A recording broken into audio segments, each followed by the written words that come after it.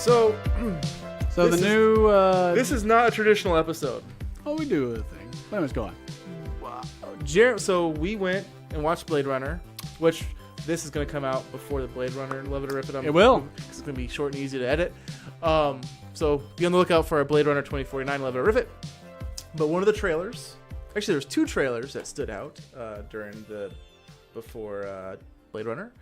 Justice League, and it's the same trailer that had been out for the beginning time. And then they finally released a new trailer or whatever. Yes. And then Star Wars, same thing. They had played the same trailer, and then they released a new trailer afterwards.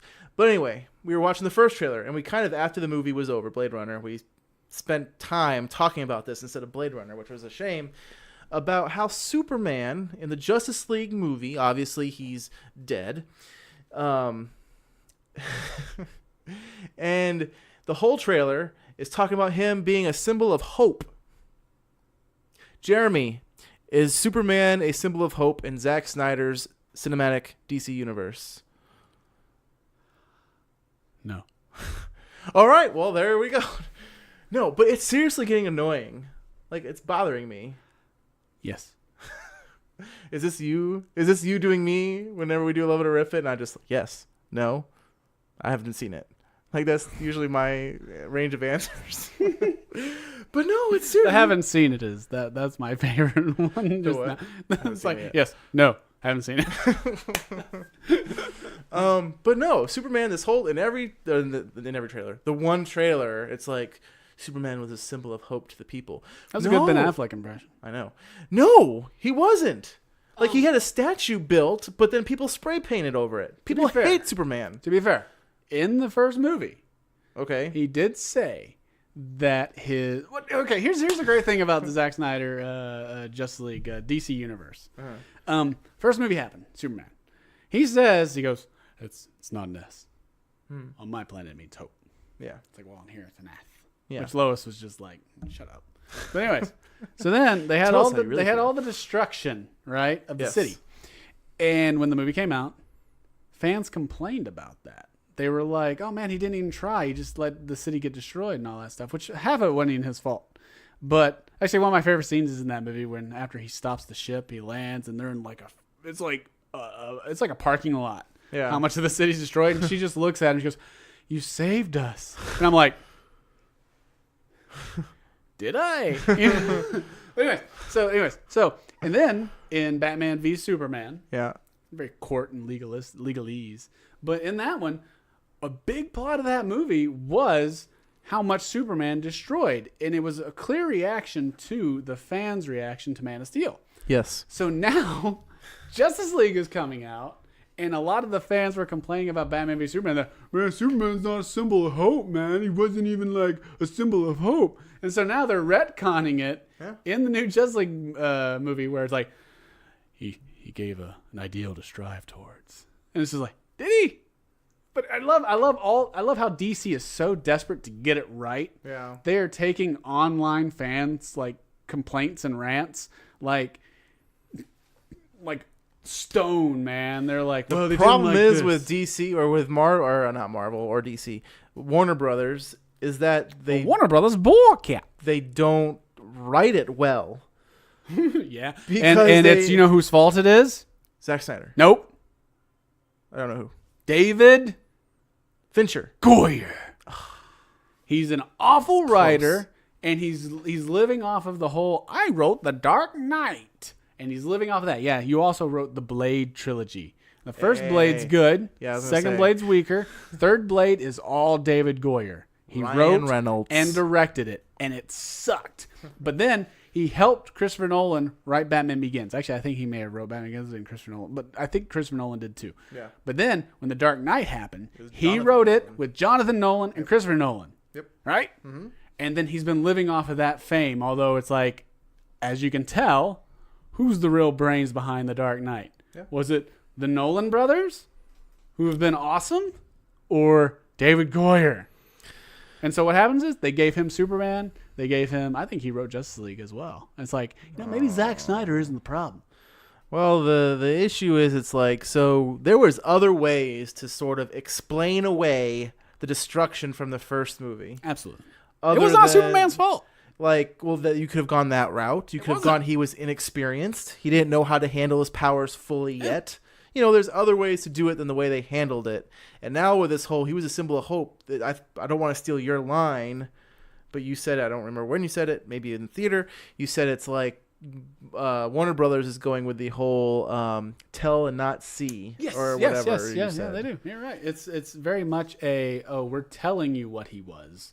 We never showed you what it was. There's no evidence to back up your claims, DC. First rule of cinema is show, don't tell.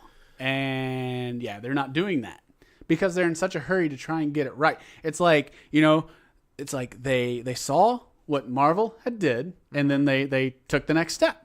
But before they even knew what they had, they've packaged it, they branded it, and now they're selling it. They're selling it. And they were so interested if they could. They didn't stop to think if they should. But no, so it's really bugging me that they're calling Superman a symbol of hope when clearly he has not been established as such. He's whines the whole time. A symbol of hope needs to be, there's some levity. Jesus was a symbol of hope. Man, you go right to the top, don't you, man? You go right to the top immediately, don't you? Superman whined the whole time. He was somber. somber. The only time he ever smiled, I feel like, was when he was with Lois Lane in the bathtub. That was the most charming he was. I take that back. When he puts his glasses on after the end of the first one, he kind of has a little Clark Kenny smirk. But it's a situation where it's starting to bother me too much. It's bothered me too much. I shouldn't be this bothered by them. It keeps you up at night. They're giving. Superman is my favorite. You wake up in a cold sweat? Sometimes. I wake up in a cold sweat sometimes, and then I go to work the next morning, and it's like, people can tell that I've had a bad day. They're like, dude, what happened? And I just look at them, I go, I almost forgot. It's like, what'd you almost forget? 9/11. I almost forgot 9/11. Superman is just my favorite superhero. Understandable. And he's one of my top three. You get... my top three goes between Spider-Man, Batman, and Superman. Yeah. Superman being the quintessential superhero, Batman being the hero that humanity can actually be, and Spider-Man being the dorky teenager who just is unlucky. See, I don't have a top. I mean, I have a top three, I guess, but it's just Superman. My top three. Superman has never left. He's always been my number one superhero. Superman's awesome, especially the animated series. That is him at his best. But it's like and I don't. I do. And Lois and Clark: New Adventures of Superman. Dean Cain is awesome. Underrated. It's all Zack Snyder's fault. It's not Zack Snyder's fault. Leave him alone. Him and David Goyer. It's David Goyer's fault. But the director has some form of say. No, there's a guild, man. They brought him in. Guild. They brought him in. There's a guild. I want to keep saying Marvel, but Warner Brothers, they brought him in. It's and said, DC. Please take our franchise and make a cinematic universe out of it. And he says, I want to make it the most. His movies, his cinematic universe is by far better looking than Marvel's. Why? As far as visuals. Really? I think it's prettier to look at. It's more consistent. I just think his movies are prettier than I don't know. I think Marvel they're kind of droll. stuff. They're kind of like. Well, they are, but they still have that dynamic Zack Snyderiness, which is nice. I like Zack Snyderiness. I just don't know. I wish that it was a little bit more brighter color palette. Like Superman's suit should be brighter. In the new trailer, which now we're going for, but the new trailer there is a hint of purple at one point. I was like, oh my gosh, he went to a different color palette for a moment. The new one, I think it just looks video game-ish. It looks trying like, too hard now. It's like, wow, every single scene in that movie is on a green screen. And there's nothing wrong with that, but it looks like Guardians of the Galaxy, every single shot is on a green screen. Is. I just rewatched Guardians of the Galaxy 2. I'm like, oh man, this entire movie's green screen. I must say, when we saw the trailer in IMAX, though, the one where we saw IMAX, when Wonder Woman sweeps that guy, she has no undies on underneath it. I mean, she does, but I didn't realize they were thong-like, and so that was one giant cheek right in our face. I didn't notice. I wasn't looking at that, honey. I promise. But no, I don't want to go long with this rant. It was just, it's just getting old. Maybe with him dying, it's going to be his rebirth, and it's going to be the Superman that we've all grown up loving. All-star Superman. It's just Christopher Reeve, he just shows up. Awesome. They can bring back anybody. They can. Look at Tarkin. But anyway, I just Look at really Sean Young. Yeah. Look at Sean Young is probably actually the best one I think I've ever seen. I thought young Robert Downey Jr. from He was good, but when he Civil closed War his was mouth, pretty he good. did this one thing and it looked weird. I don't remember that. I had to rewatch it. But he did look just like young Robert Downey Jr. from did. Chances Are. He did. The one Looked great. where Shooter McGavin dies and he comes back as Robert Downey He Jr. has a and then name. Do gets you with- know his name? Yes, Christopher McDonald. Okay, thank he you. actually You always voiced- refer to him as Christopher McDonald. Fun fact. Christopher McDonald, this ties in. Christopher McDonald voiced Jor-El in Superman the Animated Series. The more you know. Cool thing also is in Batman Beyond, when they did the episode with the Justice League, where Batman Beyond briefly becomes a member, Superman, older Superman, is voiced by Christopher McDonald. The more you know. I don't know. I just want to talk for a minute just because I got to get off my chest. I'm tired of seeing Superman. And it's like, it's not tired of seeing Superman wrong. It's also I'm tired of DC trying to make you think, no, the whole time he's been this symbol of hope. It's like, no, he has not. Not once. Not once has he been a symbol of hope. I don't know. He's pretty He hopeful. beheaded a bad guy in front of a child. Remember when they were worshiping him in Batman v Superman? All like the after he saved the oil refineries in Mexico, I think. Yeah, it was like the Day of the Dead or something. Yeah, like they that were almost. worshiping him. Yeah. And then the flood. Yeah, Remember that's true. He was a symbol of hope. It was just in a Kind of. montage. Yeah, but you don't actually see him save the people that are flooding. He's just sort of hovering over them. You know, like But it's I insinuated that know. he saved him. And well, there's that one shot in the first one where he goes out of the spaceship and he's Jesus. That's the best part. But you know what my it's- favorite part of Man of Steel is? What's that? The end. When it's over. It's when that's funny. When it's roll credits. No, see, No. you know this. I was the defender of Man of Man of Steel. Steel, You are, and yeah. you and Sean ridiculed me to no end. You're I'll like, tear it that movie apart. sucked. I can tear it apart, but I I'm can like, also. no, it wasn't that bad. But when you go back and you think about it, it's like, okay, as a movie as a whole, it's fine, I guess. But it's like for a Superman movie, it's not that good. It's a good not Superman. Superman. Anyway, sorry, go ahead. But my favorite part of Superman is, I think, the beginning when he's on his little journey or whatever. But no, my favorite absolute part of Superman is when Zod is threatening Martha. And then, this is after he does the juice thing. And then he flies down, and then you just see him, wham, hit Yeah. Zod. And they're flying through the cornfield. And punching he's him in the face. punching him in the face. He goes, and he said, you think I would let you hurt my mother? And I was like, that's awesome. That's so cool. But then they fly into that gas station, blow up, and kills who knows. Probably some pimple-faced teenager in Kansas. Everybody. Like, gee, Sally Mae, you're going to go with me to the sock hop this at the Sweet Corn Festival? Little Miss Sweet Corn. Little Miss Sweet Corn Festival. Tying it into our cinematic universe. Well, ironically, is I stole that from Little Miss Sweet Corn was an episode in Smallville where when Supergirl first showed up in Smallville, she joined the Little Miss Sweet Corn pageant. Well, there you go. So anyway, that's my All little ties, rant all on ties together. Superman, Circular. the Superman Life is a cinematic flat universe. circle.